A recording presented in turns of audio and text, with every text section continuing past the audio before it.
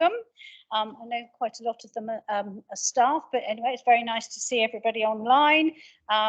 Thank you very much. I will move on to the first item. This is the Cabinet paper of the 13th of July 2023. So item one of, oh no, first of all, actually I haven't got apologies, please. And we have got apologies from Councillor Ian Stevens.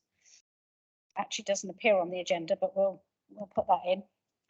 Okay, so item one on the agenda is to confirm as a true record, the record of the decision of the meeting held on the 8th of June 2023.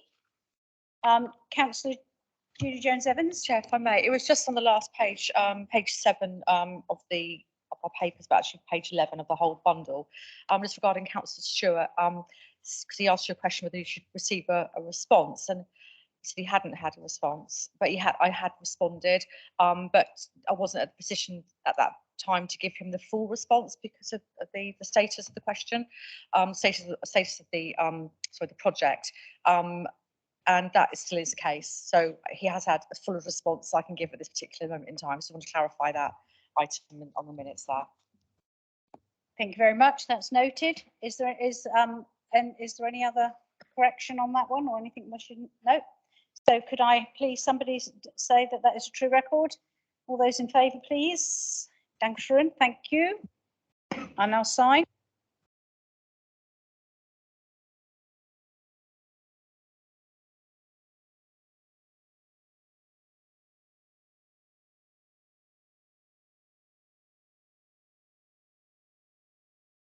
Okay, item 2 on the agenda is any declarations of interest. Councillor Jones-Evans. Yeah, just item 6, non-pecuniary interest, the TRO, that's within my ward of Newport Central.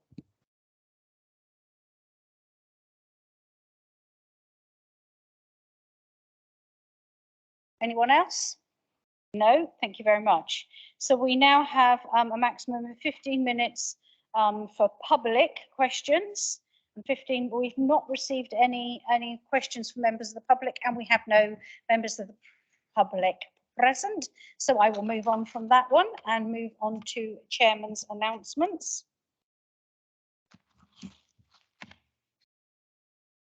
Okay, so just to let you know, to keep you up to speed, I did speak about the Islands Forum in the past.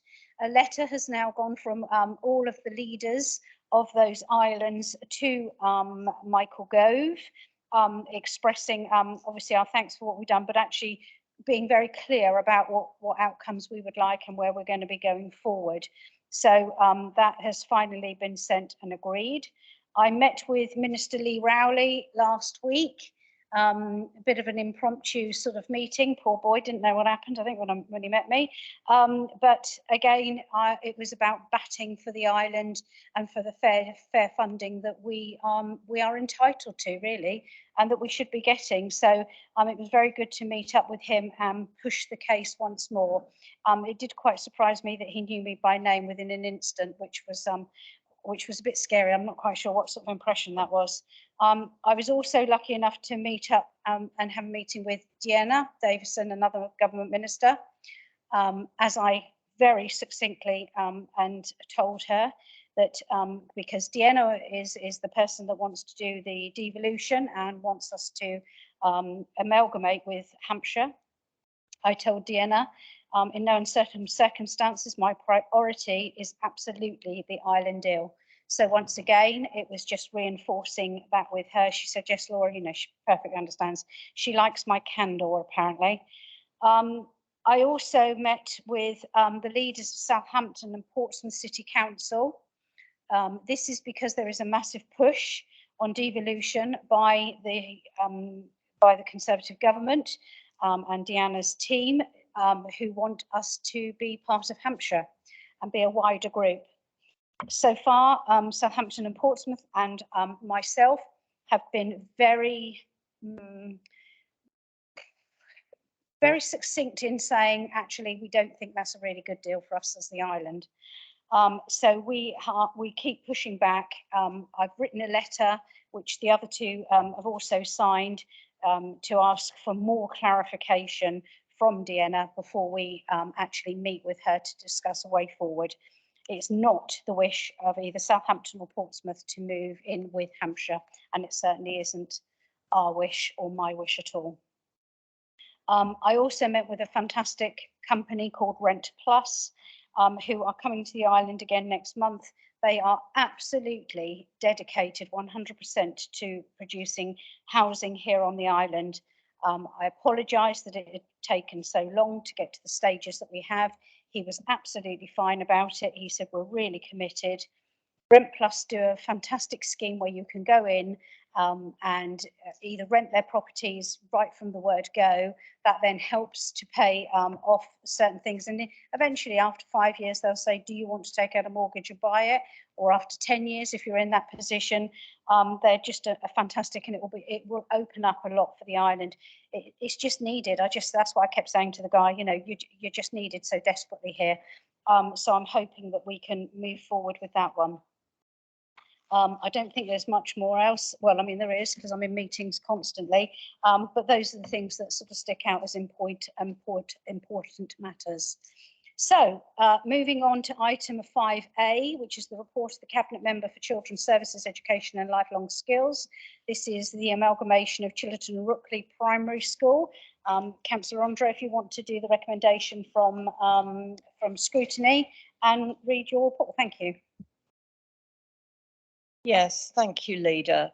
The recommendation from scrutiny was that the committee recommended that future reporting on school place planning should include objective detail and narrative, which clearly outline the alternative options which have been explored and the reasons as to why those alternatives were not taken forward. Whilst I am happy to take those recommendations on board for future papers, I would point out that in the respect of Chillerton and Rookley, there are currently no alternatives because there are no children, we could not recruit teachers, and parents chose to move their children as a result. So that's the objective, detail and narrative in respect of that. Thank you, Chair. Would you like me to continue? Okay. I'd just like to say that this has been a long journey for everyone to get to this point. No one wants to close a school, but despite doing everything to keep the school open, we have now run out of options. But I'd like to take this opportunity to thank everyone who worked with us, especially the head teacher and staff who continued to provide fully for the pupils to the very end, and the officers that supported them, and also to the parents and families that did stay with us. So I shall now move to the recommendation.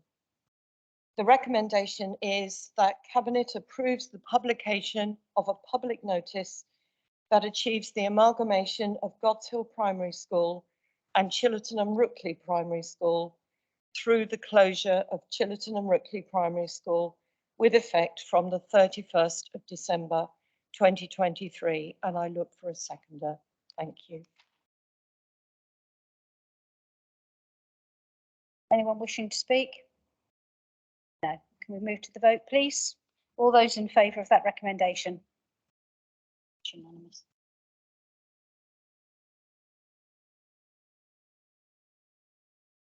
Okay, so we move on to the next item on the agenda, which is item 6A, which is the report of the Cabinet Member for Transport and Infrastructure, Highways, PFI and Transport Strategy. That's the title. And that is the Newport High Street traffic regulation proposals. Councillor Phil Jordan. Thank you, Chair. I'll be as brief as I can.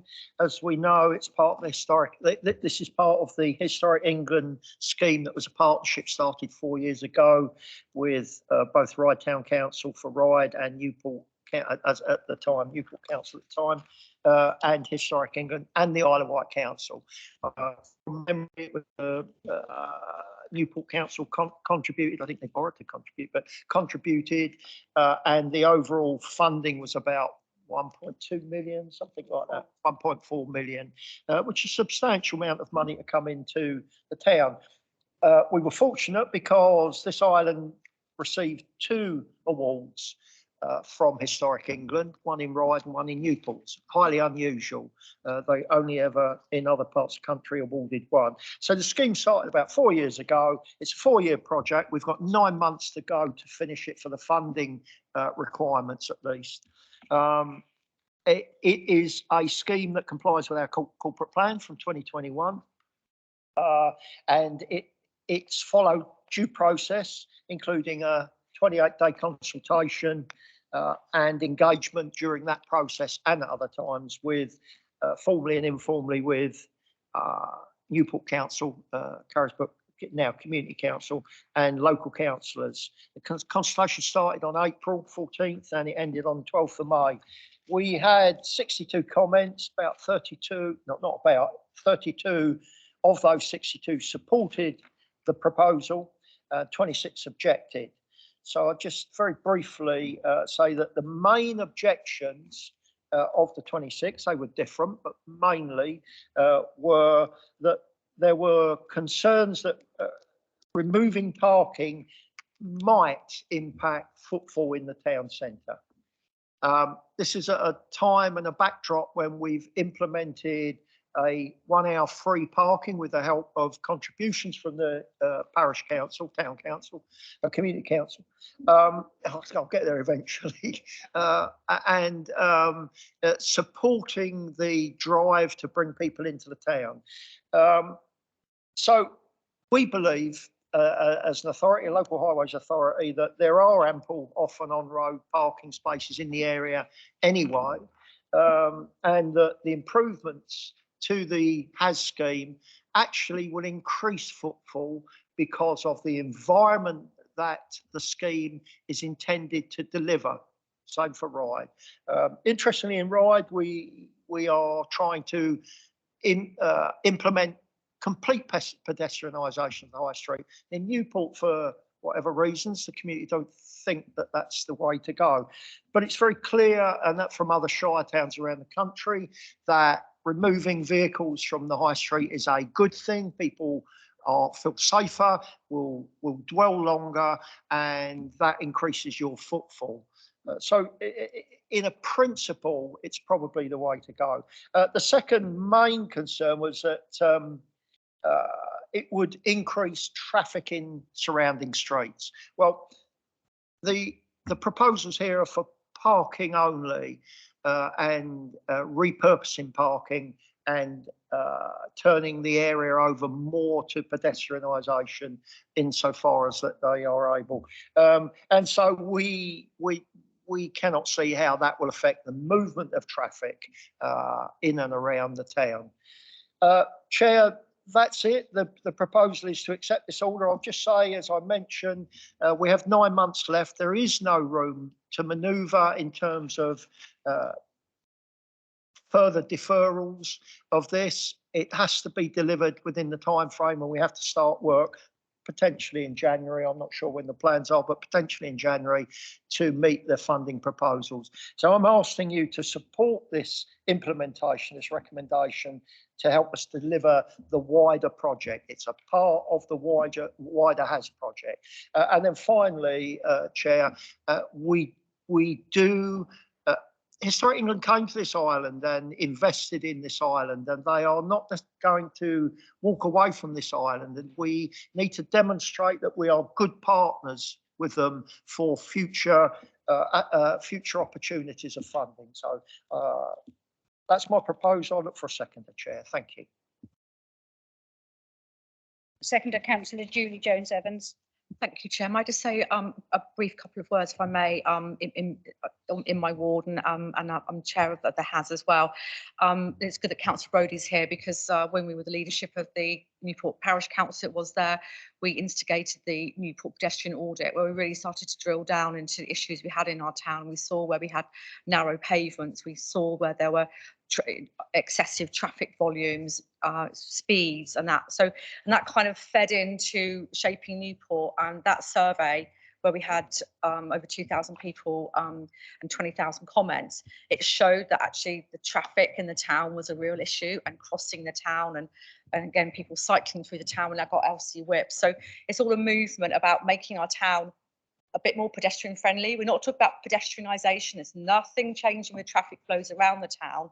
And as Councillor Jordan said, because the Community Council and the Isle of Wight Council have got this funding arrangement partnership to provide hour-free parking in some car parks, that's actually increased the amount of people coming into the town because we had slack in those car parks. Well, you're only talking about 20 odd car parking space in this section of the high street. That not really going to make a lot of difference. But what will make a difference is we've listened to the initial consultation, which was back in February.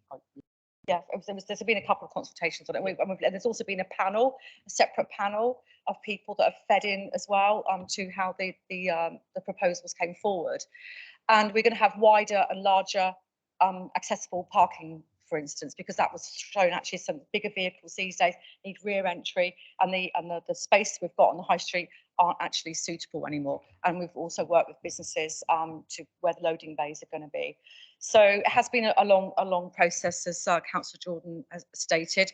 You know, I'm particularly looking forward to having more greenery there, more seating, and the way and very cleverly they're decluttering the pavement. So actually not changing the carriageway at all, but visually, as you're driving through there, you'll see there's more space for pedestrians, there's greenery, there's seating. It'll just give you that visual cue, oh, I'm not king here, pedestrians are king. So it will help slow down traffic as well, entering a different environment. So I'm absolutely thrilled. We've been a long journey with this. I think Community Council has been an excellent partner, lead applicant. Or I hear from Historic England how pleased they are with both the Town Council Ryde and Newport. And as Councillor Jordan said, they're not here just for this. They want to continue because Newport's got over 350 listed buildings and monuments. We've got a fantastic built heritage that needs to be seen and enjoyed, and not have the noise of traffic all the time. So Newport traffic issues, another bigger story for another day. But this is just putting a marker in the sand. We're responding to what people have said, and we're also delivering our HAS application, which we put in, and we've got into it in 2019. So obviously, and really good because we've had a pandemic in between, and we're still managing to keep on time. And we could have done the works in November, obviously, because you've got the Business Association as a partner in shaping Newport. They said, actually, do you know what? Please don't dig up the town in November, December. It's kind of a busy time for us. So that's why it's being moved to January. So have that quieter time. So yeah, long consultation. I think we're going to have a great outcome. I just want to say personal thanks to Councillor Brodie, who's been on this journey with me for quite some time. So it's great I think we'll be relieved when it's all done and somebody can cut a ribbon somewhere.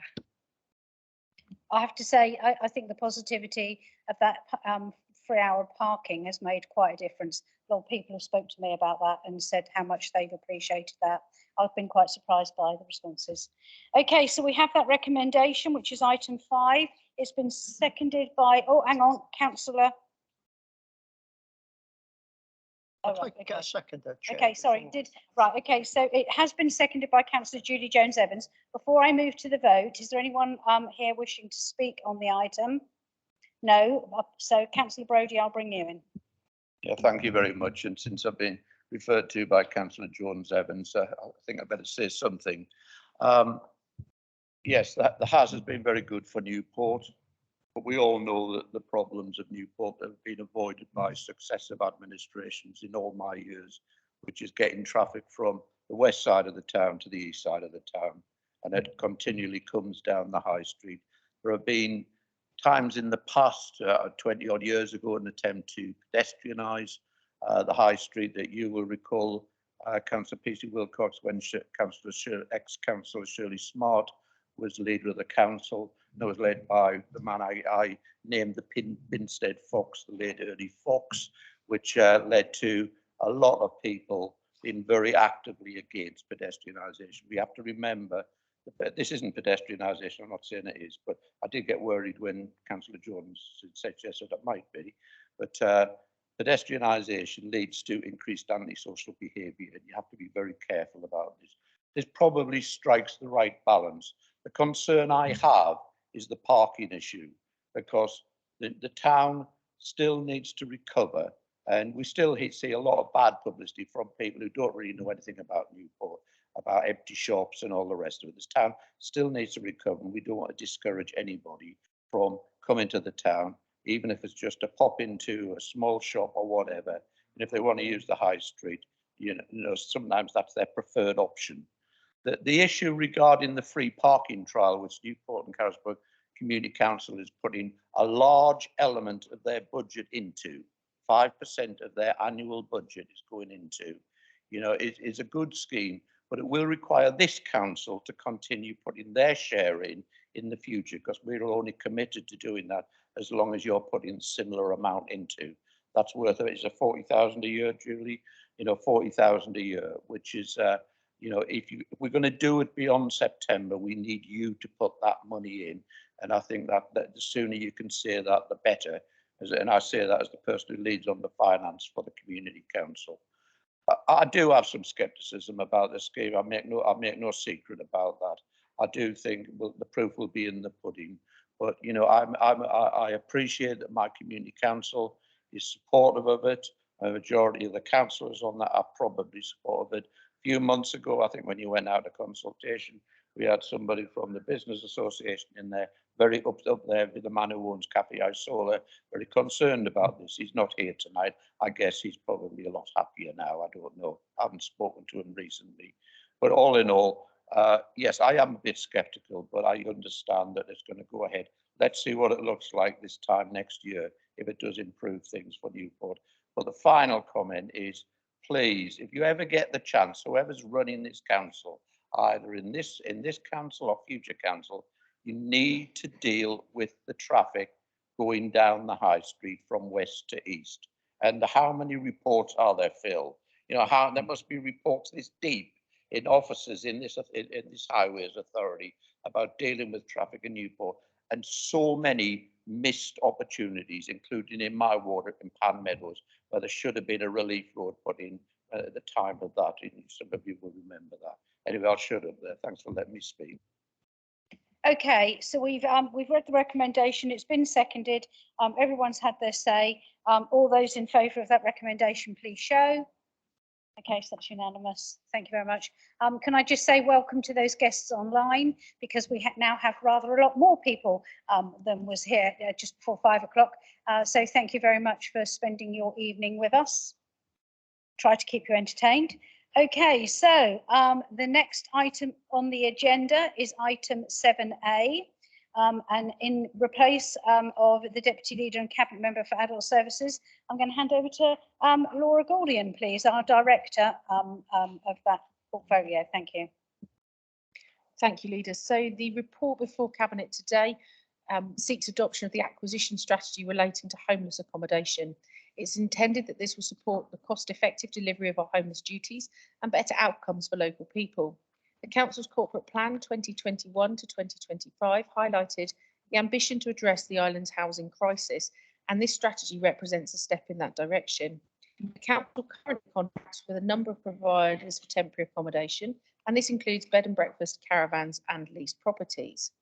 The number of properties needed is demand-led, and so is having flexible, cost-effective options of great importance. This report seeks agreement to the draft acquisition strategy, subject to any final amendments agreed by the Cabinet member. Feedback has been provided by the Policy and Scrutiny Committee for Neighbourhoods and Regeneration and by the Corporate Scrutiny Committee in the form of a number of recommendations. The recommendations do not change the direction of the strategy, but do enhance the detail. The recommendations were received this afternoon and are currently being reviewed. They will be acted upon, and where required, amendments to the strategy can be incorporated as part of the review process.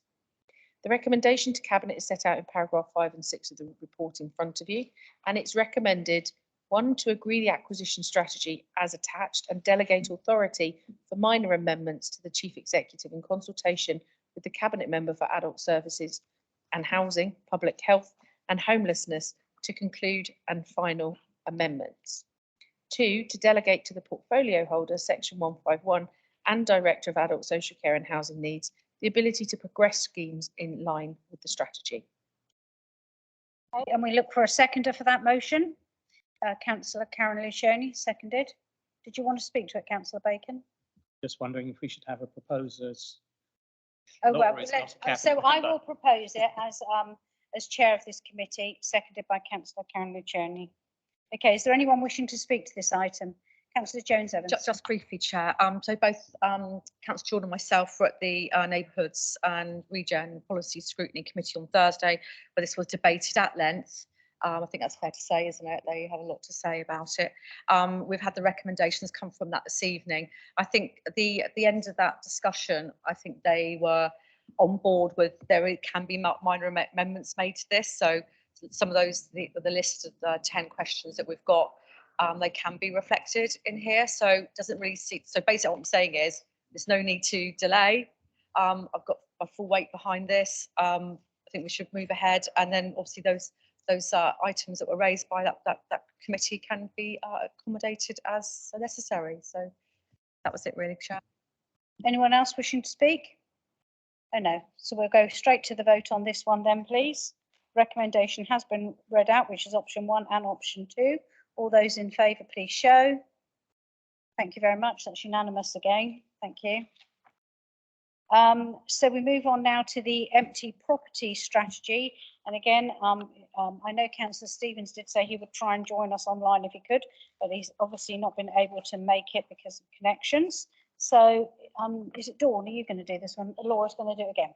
Okay, so we have the director doing it again. Laura.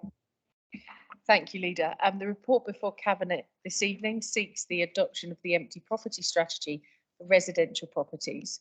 A strategy already exists within the local authority, but work has been undertaken to review and to update it, ensuring that it remains relevant, fit for purpose, and aligns with national good practice. One of the key areas of the corporate plan is to increase the availability of affordable housing. The strategy recognises that bringing empty properties back into use will utilise existing housing stock, and the corporate plan includes a requirement to keep the empty property strategy under review. There are currently 72,359 residential properties on the Isle of Wight, with an estimated 956 that are empty according to the council tax base. A residential property is considered empty if it's been vacant and unfurnished for 6 months or more. The number of homes empty 6 months or more is currently 639. Most of those homes are sold or relet within a year, with only 109 remaining empty for more than a 2-year period. The empty property strategy aims to bring long-term empty homes back into use to increase the supply of quality and affordable homes for island residents, and in turn reduce the detrimental impact of empty properties on communities. This will have some additional benefits to the council, including improvements in detection of fraud or recovery of unpaid council tax, a reduction in criminal activity and antisocial behaviour associated with empty dwellings, and addressing any potential blight caused by eyesore properties that have been vacant for a long time. The empty property strategy will ensure the council acts strategically to push the empty homes agenda to promote good practice, with the overall aim of reducing the number of empty homes across the island. Recommendation to Cabinet is set out in paragraph 8 of the report, and it's recommended that the Cabinet adopt the empty property strategy residential as attached to the report and delegate authority for minor amendments to the Director of Adult Social Care and Housing Needs in consultation with the Cabinet Member for Adult Services and Housing, Public Health and Homelessness. Thank you. I would like to propose that recommendation. Is there a seconder for that one, please? Councillor Debbie Andre, thank you very much. Is there anyone in the room that wishes to speak to that? Councillor Andre. Thank you. I'd just like to briefly say that although the number that we're currently talking about is relatively small, I think it could have a significant impact with our families and young children. We know that having a safe, warm place to live is absolutely essential if our island young people and families are going to thrive. And having an overarching strategy that actually recognises this is a really positive benefit, and as many families that we can actually get out of bed and breakfast and temporary accommodation, the better. Thank you. Councillor Jones-Evans. Thank you, Chair. Yes, briefly, sort of say thank you for all the work that's been done. I know Councillor Stevens would say if he was here, no doubt. I know he's on leave at the moment. And it's a lot of work to get this amount of detail. And I think what does show us that actually there's not as many empty properties out there that we think is not a silver bullet, or we'll just get all those empty properties, because it's very, very complex. But now we understand the complexity of it. Now we know how to deal with it, and we've got a strategy. So, you know, it's just one of those, and we talk about toolboxes a lot, don't we, at the council, but it is one of those items in our toolbox, and means we can move forward, which is tackling the housing crisis that we face, not only on the Island, but nationally. But we now know what we're dealing with. So I just want to say thank you, and I'm very happy to support this paper. Yeah, I would agree with that. In another lifetime, I was a member just to deal solely with housing, and it was very frustrating, the empty properties. But this has been an amazing piece of work, because and I have to say, it is you, Dawn, isn't it? Who has really, made everyone to be able to understand this so easily, of what we're faced with. And as Dawn said, you know, a number of the properties, they come on, they might be empty for 2 years, because actually the people have gone into care. It's a very complex issue. So thank you so much for the work. I know it's taken us 2 years and 7 weeks to get to where we are, but you know what, it's fabulous to see the wood from the trees now, and to be able to see us going forward with such in a positive way, but also with the clarification now. So if there's no one else wishing to speak on that item, I'll move to the vote. All those in favour? That's unanimous. Thank you very much. That one goes through. Thank you, Dawn. Thank you, Laura, for that. Okay, so we move on next to item 8, which is Cabinet Member announcements. So I will just see who's ready first. Ooh, Councillor Karen Lucioni looks like she's ready first. Thank you very much, Leader. I just want to touch on the fact that a week ago on Monday spoke at Westminster about I was lucky to be asked to speak for ASB Awareness Week, and I spoke about the great partnership working that's going on all over Britain, but I specifically spoke about some projects on the Isle of Wight, which was really well received by lots of police and crime commissioners who've been asking me lots of questions about these projects. So I also want to extend our thanks to all the projects on the island that are doing incredible work alongside police and other community groups. Thank you. And I hear the speech went really well, and everyone was very positive about the way that you are dealing with your portfolio. So well done, Councillor. Councillor Debbie Andre. Thank you, Leader. I'd just like to start by saying that obviously we are coming to the end of another academic year, and I'd like to thank our head teachers, our staff, everyone that has worked so hard. I know that the summer holidays, teachers are still working throughout the summer holidays, but I do hope that they are able to have some quality rest and time with their own families. I'd also just like to highlight a couple of things, if I may. Over the summer, we have a Summer Reading Challenge 2023. I won't go into details here, but the details are on our Isle of Wight Council website, and it's in partnership with libraries. So I would encourage all families to get involved with this. There's various incentives, prizes. It's actually aimed at our young people between 4 and 11, but there is an extra little bit for the toddlers to get involved. So please, please do get involved with that. I'd like to thank everybody that was involved with the Peach Games, which is a wonderful event that takes part every year. This year, there were around 400 pupils that took part, and it's a games event, a sports event with a bit of a difference, because it's actually aimed at our young people that don't always excel in sports, and it's an alternative range of sports, but it very much encourages their emotional well-being, mental health, as well as physical well-being. So I'd like to thank everybody that was involved in that.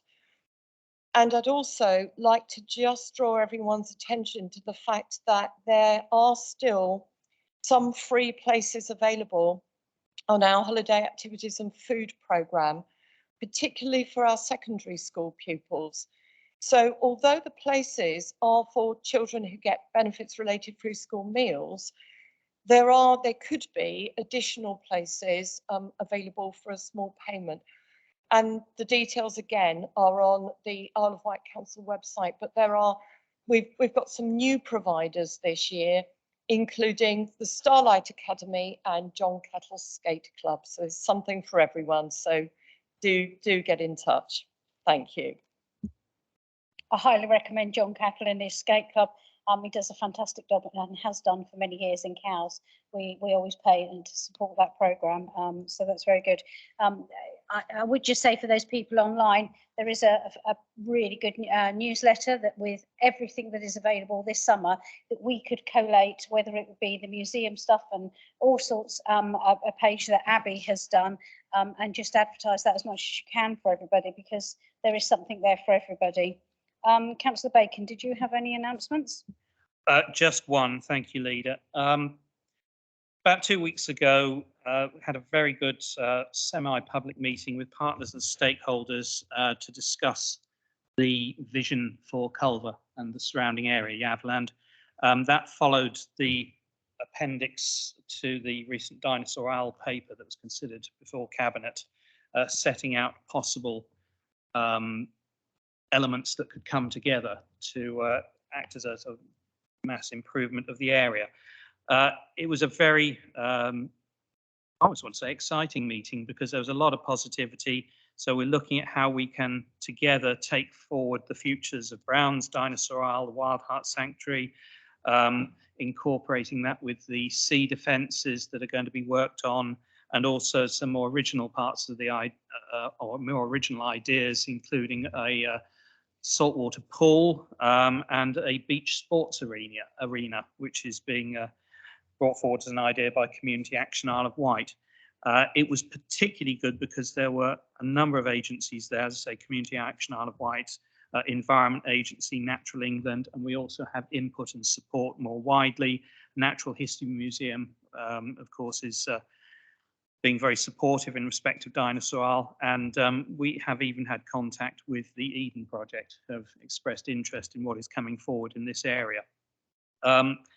So I'm hoping that, I believe notes and comments and thoughts from the meeting have been compiled and are just being checked through, and I'm hoping there will be a public document coming forward very soon, which will effectively set out, hopefully more than the vision, but an action plan for how these elements can be brought forward in their own timescales. It's not going to be something that just happens in one go. It's going to happen over a number of years. So how everything can be linked but able to proceed at its own speed, but definitely to proceed. So there was a lot of positivity at the meeting, and a lot of positive comments and interest since. And also important to note that it will fit in with the Bay Place plan, which was discussed as part of the meeting. Councillor Jones-Evans might wish to add to some of that. This is something that started wholly under my portfolio, but now I've shared at your direction some of the elements of it. It is a very positive feeling to what could be happening in that area. Thank you. Yeah, I would agree with that.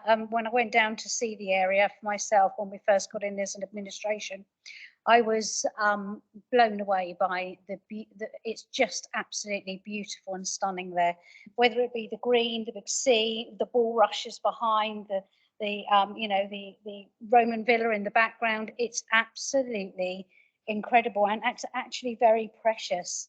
And so I'm very pleased that I went down for myself. I mean, it was quite marshy actually in August. I'm glad I put my big boots on because it is, we know that there's quite a lot of wet there. We know it's on a floodplain, so we need to be very clever in what we're thinking, but to keep that natural piece of area for the people of the island to hopefully be able to use for free in perpetuity, I think is just really important. And I might be a bit of a green or a tree hugger, but I don't mind I'll take that one on the chin because it's a very special piece of land. To think that those dinosaurs have walked there, I mean, the bones are there, they were there. The Romans actually walked across that land to get up to that Roman villa. It's outstanding. There was no way that could have been built on in a very insensitive way, completely insensitive.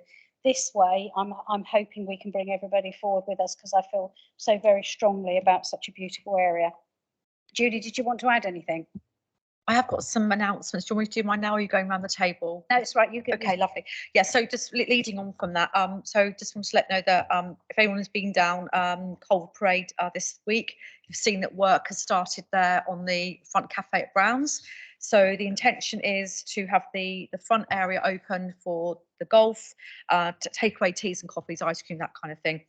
Unfortunately, the state of the building was such where it was many tens and going into hundreds of thousands of pounds to repair, which we don't have.